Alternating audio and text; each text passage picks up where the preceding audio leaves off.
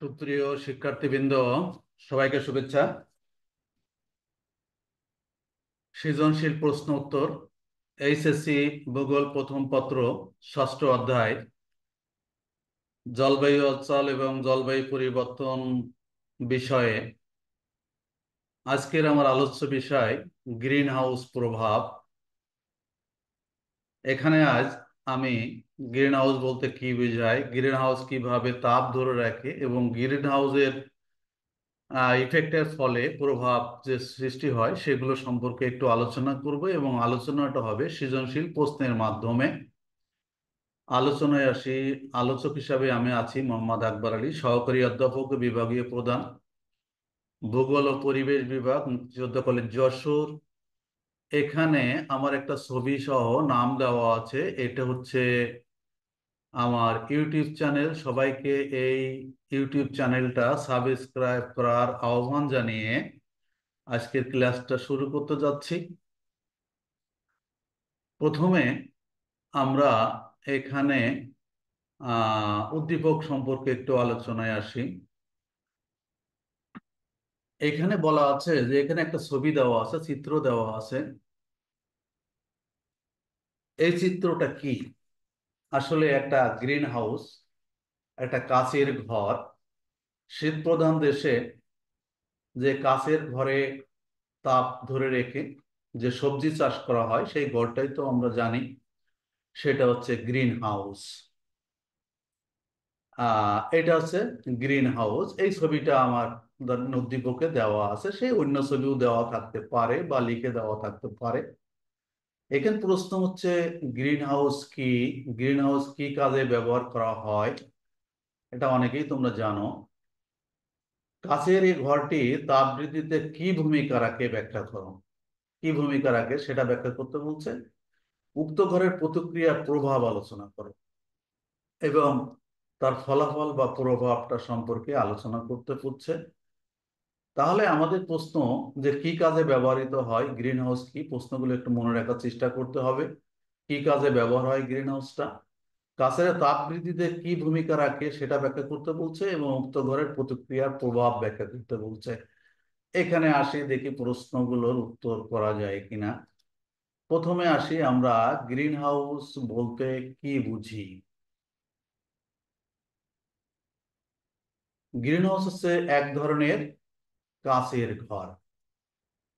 এই গ্রিন হাউসটা হচ্ছে এক ধরনের কাচের ঘর, এইটুক লিখলেই তো 1 নম্বর পাওয়া যাবে। এটা শীত প্রধান দেশে সূর্যের যে তাপ আসে সেই তাপটা ধরে রাখার জন্য কাচের ঘরটা তৈরি করা হয় এবং তার মধ্যে সবজি চাষ করা হয়। এটা সহজ কথা।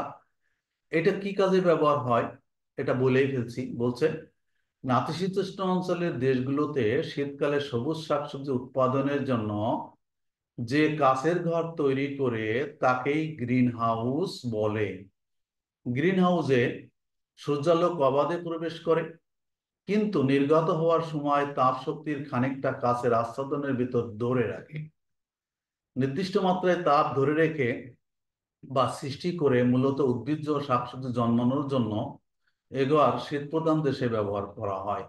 অর্থাৎ সূর্য থেকে যে আলোটা আসে, যে তাপ শক্তিটা আসে, সেটা এর ভিতরে প্রবেশ করতে পারে, কিন্তু যখন এই তাপটা আবার বায়ুমণ্ডলে চলে যায় তখন কিছুটা তাপ শক্তি এটা ধরে রাখার আমার সামর্থ্য রাখে এবং তাপ শক্তিটা বেরিয়ে যেতে পারে না।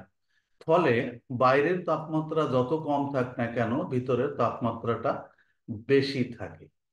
এই ভিতরের তাপমাত্রা বেশি থাকলে এখানে শাকসবজি ইত্যাদি জন্মানোর কাজে এই গ্রিন হাউস গ্রিন হাউস এই যে ঘরটা, এই যে কাছের যে ঘরটা, এটা ব্যবহার করা হয়।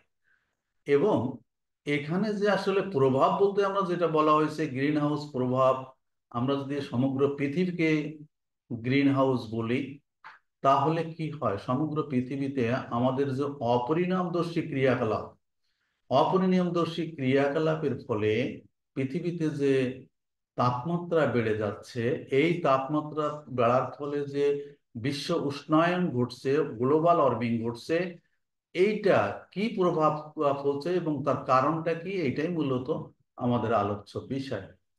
এবং তাহলে আমরা ক এবং খ পেয়ে গেলাম। এই গ্রিন হাউস, এবার আসো এই তাপ কিভাবে সৃষ্টি হয়, এই কিভাবে সৃষ্টি হয় সেটা একটু ব্যাখ্যা করার চেষ্টা করি। এখানে এই ধরনের কিছু প্রশ্ন পড়লেই একটা প্রশ্ন তোমরা পেয়ে যাবে।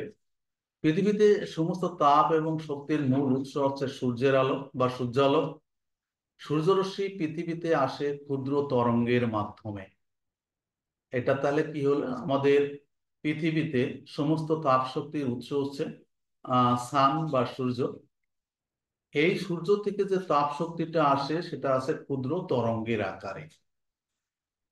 সূর্য যে পৃথিবীতে তরঙ্গের আকারে ইনফ্রারেড রেডিয়েশনের মাধ্যমে ভূপৃষ্ঠ থেকে অতিরিক্ত তাপ মহাশূন্যে চলে যায়। যেটা দরকার সেটা রেখে মহাশূন্যে চলে যায়। বায়ুমণ্ডলে কিছু গ্যাস আছে যাদের অনুদৃশ্যমান আলোর জন্য স্বচ্ছ ও স্বচ্ছ এবং তা ভূপৃষ্ঠে পড়তে কোনো বাধা দেয় না। কিন্তু ইনফ্রারেড রশ্মি বা অবলোলিত রশ্মি শোষণ করে ফলে বিকিরিত তাপের সবটুকু মহাশূন্য চলে যাওয়ার বদলে একাংশ বায়ুমণ্ডলে থেকে যায়। অর্থাৎ বায়ুমণ্ডলে যে গ্যাসীয় বা বিভিন্ন উপাদান আছে এগুলো সাধারণত কি করে, যে সূর্য থেকে যে তাপটা আসে সেই তাপটা ধরে রাখে এবং আবার এটা মহাশূন্য ফিরে যেতে বাধা প্রদান করে। ফলে কি হয়, ফলে আমাদের এই ভূপৃষ্ঠে এবং ভূমণ্ডলে সেখানে কি হয়, পৃথিবীতে তাপের পরিমাণ বেড়ে যায়, বিশ্ব উষ্ণায়ন ঘটে এবং তার ফলাফলটা বেশি ভালো হয় না। কতটা তাপ এভাবে কতটা তাপ এভাবে থেকে যাবে তা নির্ভর করে কি পরিমাণ এ ধরনের গ্যাস বায়ুমণ্ডলে রয়েছে তার উপরে। বায়ুমণ্ডলে এ ধরনের গ্যাসের পরিমাণ যত বাড়বে ততই বায়ুমণ্ডল তাপ আটকে রাখার একটি ঢাকনির সৃষ্টি হবে এবং তা গ্রিন হাউস গাছের ঢাকনির মতো কাজ করে। পৃথিবীর উষ্ণতা বৃদ্ধির মাধ্যমে সৃষ্টি করে গ্রিন হাউস প্রভাব। তাহলে আমরা কি বুঝলাম, যে এই যা এটা আসলে গ্রিন হাউসটা দেখানো হয়েছে, এটা একটা প্রতীক হিসেবে দেখানো হয়েছে। এটা এর মাধ্যমে কি বোঝানো হয়েছে, যে সূর্য থেকে যে তাপটা আসে সেই তাপটা আমরা যে বিভিন্ন মিল কারখানা সৃষ্টি করছি, কার্বন ডাই অক্সাইডের পরিমাণ বায়ুমণ্ডলে বেড়ে যাচ্ছে। কার্বন ডাই অক্সাইড কি করে, সূর্য থেকে যে তাপ রশ্মি সেটাকে শোষণ করে নেয়। শোষণ করে নেওয়ার ফলে যে তাপটা আসলে আবার ফিরে যাওয়ার কথা সেটা ফিরে যেতে পারছে না। এবং এটা আসলে এই গ্রিন হাউসের সাথে তুলনা করা হয়েছে এই গ্যাসগুলোকে, এবং সেটা পৃথিবীকে উষ্ণায়ন করছে বা গ্লোবাল ওয়ার্মিং এর সহায়তা করছে। তাহলে আমরা বুঝলাম যে কিভাবে এই গ্রিন হাউস গ্যাস তাপ শোষণ করে পৃথিবীকে, গ্রিন হাউসটা কিভাবে মানে তাপ শোষণ করে পৃথিবীকে আরো উত্তপ্ত করে তুলছে। এইভাবে এটা প্রশ্নের ব্যাখ্যা হয়ে গেল। এইবার দেখো এর প্রভাবটা যদি আমরা আলোচনা করতে যাই, খুবই গুরুত্বপূর্ণ বিষয়। যে গ্রিন হাউস যে প্রভাব তার আলোচনা করতে গেলে আমরা কি বাড়তে পারি এখানে, যদি আমি একেবারে সংক্ষিপ্ত ভাবে যদি কথাগুলো বলি, সেটা হচ্ছে যে তাপমাত্রার পরিবর্তন হয়ে যাচ্ছে, ভূপৃষ্ঠের উচ্চতা বৃদ্ধি পাচ্ছে। সমুদ্র পৃষ্ঠের উচ্চতা কিভাবে, তাপমাত্রা যখন বেড়ে যাচ্ছে তখন কি হচ্ছে, আমি অত্যন্ত সংক্ষিপ্ত ভাবে এটা বলছি, যে সমুদ্র পৃষ্ঠের যে উচ্চতা বৃদ্ধি পাচ্ছে এটা কিভাবে, যখন ভূপৃষ্ঠের তাপমাত্রা বেড়ে যাচ্ছে, যখন মেরু অঞ্চলের বরফ গলন শুরু হয়ে যাচ্ছে তাপমাত্রা, তখন সেই পানি সমুদ্রে এসে পতিত হচ্ছে এবং সমুদ্রের উচ্চতা বৃদ্ধি পাচ্ছে। এর ফলে তার সেই এলাকা প্লাবিত হচ্ছে এবং জনগণের প্রচুর পরিমাণে ক্ষতি করছে। 3 নম্বর, আবহাওয়ার পরিবর্তন, তাপ চাপ আর্দ্রতা বায়ু প্রবাহের পরিবর্তন হচ্ছে। কৃষিকাজে যে সমুদ্রের পানির উচ্চতা বৃদ্ধির ফলে লবণাক্ত পানি কৃষি ভূমিতে প্রবেশ করছে এবং কৃষিকাজ ব্যাহত করছে। বনভূমির ক্ষতি হচ্ছে। তারপরে বিভিন্ন প্রকার রোগ ব্যাধির সৃষ্টি হচ্ছে। এগুলো মূলত এক নজরে যদি আমরা এই কথাগুলো মনে রাখতে পারি তাহলে কিন্তু গ্রিন হাউস প্রভাব সম্পর্কে মানে জানা সম্ভব। তারপরেও একটু আলোচনায় আসি। উক্ত ঘরের তথা গ্রিন হাউস প্রতিক্রিয়ার প্রভাব মানব জীবনের জন্য শুধু নেতিবাচকই নয়, বরং ভূপৃষ্ঠের প্রাণীকুলের প্রভাবে পুরো ধ্বংস হয়ে যেতে পারে। বিশ্বের আবহাওয়া তার ধরন দিন দিন বদলে যাচ্ছে। ওই যে আবহাওয়ার পরিবর্তন হচ্ছে, কোনো ঋতুতেই আমরা প্রকৃতির কাছ থেকে স্বাভাবিক আচরণ পাচ্ছি না। বৃষ্টির সময় অনাবৃষ্টি হচ্ছে, বৃষ্টি হচ্ছে না, খরার সময় বৃষ্টি হচ্ছে, গরমের সময় উত্তরে হাওয়া, শীতের সময় তপ্ত হাওয়া। তারপরে যেমন আহ এজন্য এলোমেলো আবহাওয়া লক্ষ্য করা যায়। কেমন যেন একটা এলোমেলো আবহাওয়া এই গ্রিন হাউস প্রভাবের ফলে আমরা লক্ষ্য করতে পারছি। এইভাবে আমরা প্রভাবটা ব্যাখ্যা করতে পারি।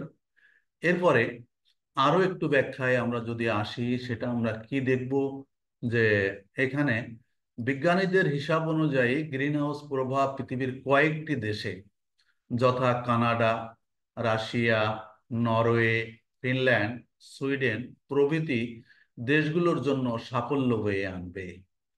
এ কারণে ওইসব অঞ্চলের লক্ষ লক্ষ একর জমি বরমুক্ত হয়ে চাষাবাদ ও বসবাসযোগ্য হয়ে উঠবে।